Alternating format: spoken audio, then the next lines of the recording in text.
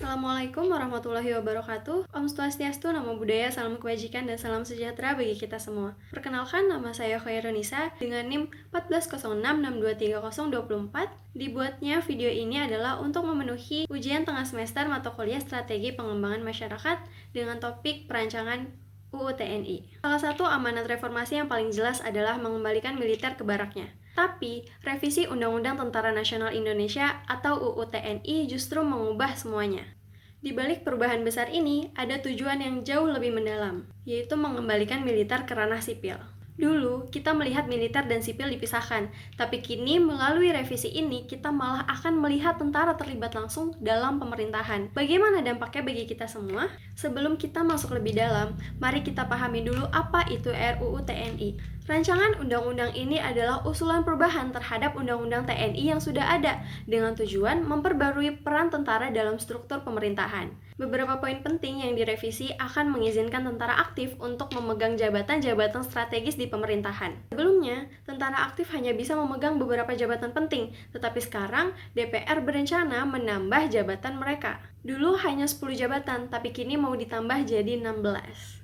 Namun apa yang lebih mengejutkan adalah cara pengesahan RUU ini dilakukan. Prosesnya cepat dan juga tertutup. Rapat-rapat pengesahan dilakukan di hotel mewah, di akhir pekan, jauh dari sorotan publik. Di sini, rakyat tidak dilibatkan sama sekali dalam pengambilan keputusan. Dan yang lebih mengherankan, rapat-rapat ini bukan di kantor DPR, tempat yang seharusnya lebih terbuka untuk umum.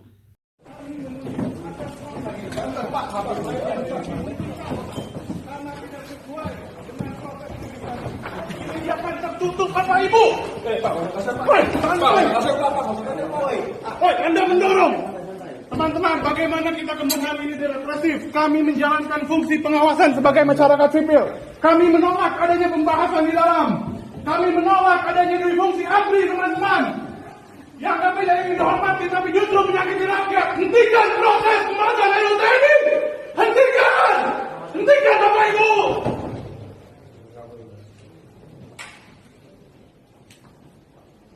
Kami minta agar dihentikan karena proses yang dilakukan secara diam-diam dan tertutup. Hentikan prosesnya, woi! Ya, teman-teman, kita geser. Nampaknya hari ini kita... Lalu selanjutnya, ini bukan hanya soal jabatan tambahan. Revisi ini merupakan usaha sistematis untuk mengembalikan konsep dui fungsi ABRI dengan wajah baru. Apa itu dui fungsi ABRI? Adalah doktrin yang mengizinkan tentara untuk berperan langsung dalam politik dan juga pemerintahan, yang dulu sudah dihapus setelah adanya reformasi. Lalu pertanyaannya, kenapa ini bisa bahaya? Karena ketika tentara terlibat langsung dalam politik, ini bisa berpotensi mengancam prinsip demokrasi yang kita pegang. Masyarakat pun tidak tinggal diam.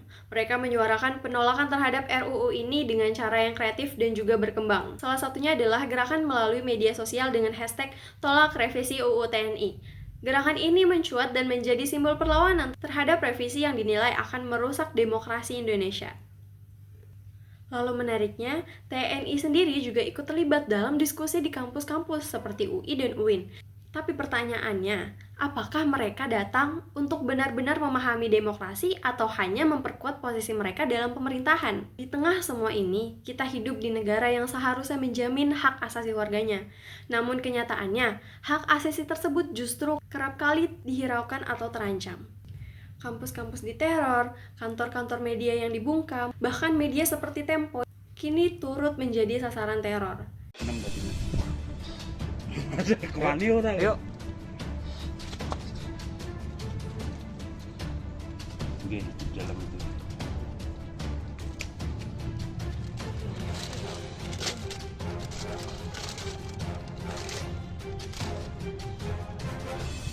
Tanpa kepala ya, Pak? Kepalanya udah dipotong tapi ada kepalanya ini, Mas.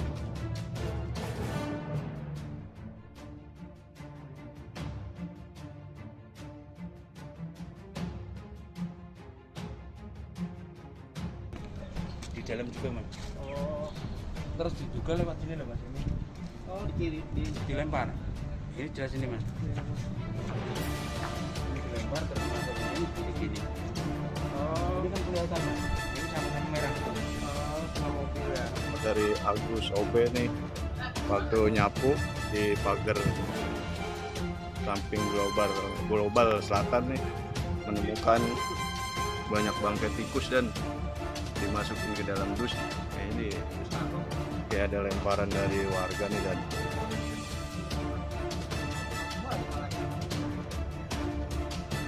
pagar.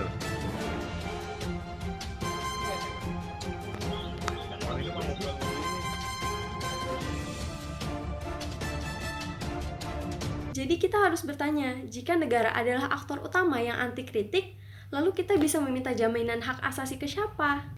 Bahkan, agak miris ketika kita berusaha menyampaikan keadaan hari ini, beberapa orang, bahkan buzzer yang disewa, justru malah menciptakan konflik horizontal. Mereka memecah perhatian publik dan membalikan isu utama.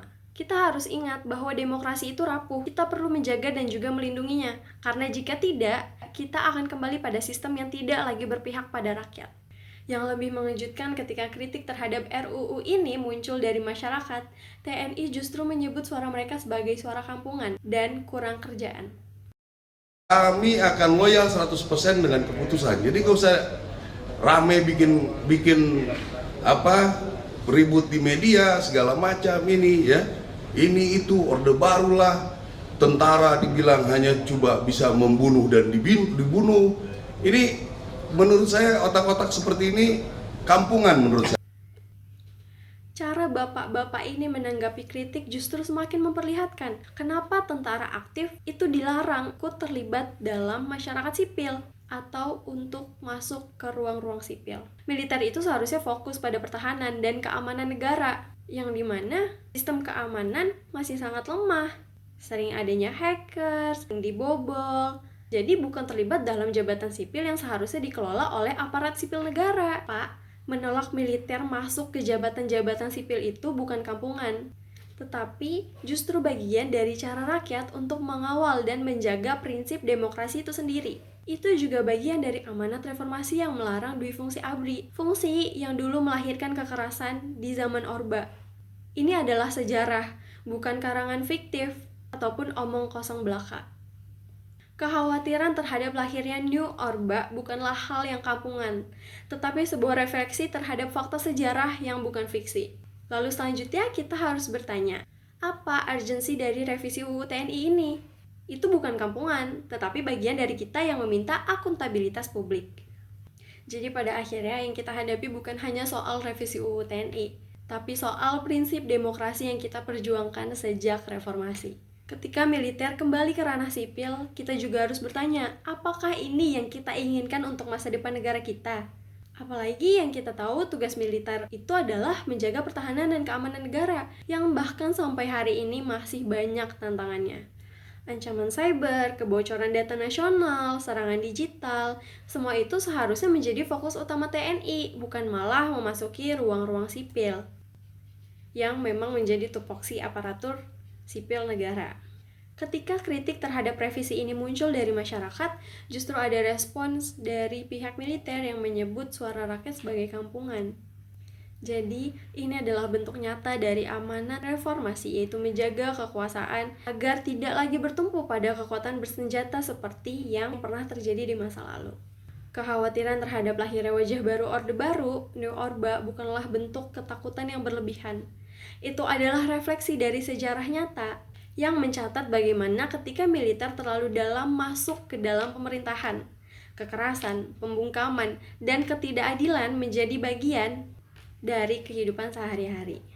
Kita belajar dari masa lalu bukan untuk membenci, tapi untuk memastikan sejarah kelam itu tidak terulang kembali. Jadi, setiap kebijakan yang diambil oleh pemerintah, apalagi yang menyangkut demokrasi dan juga hak sipil, itu harus bisa dipertanggungjawabkan di hadapan publik ataupun di hadapan rakyat. Karena demokrasi ini bukan hanya soal memilih 5 tahun sekali, tapi juga tentang keterlibatan aktif dalam mengawasi jalannya pemerintahan setiap hari.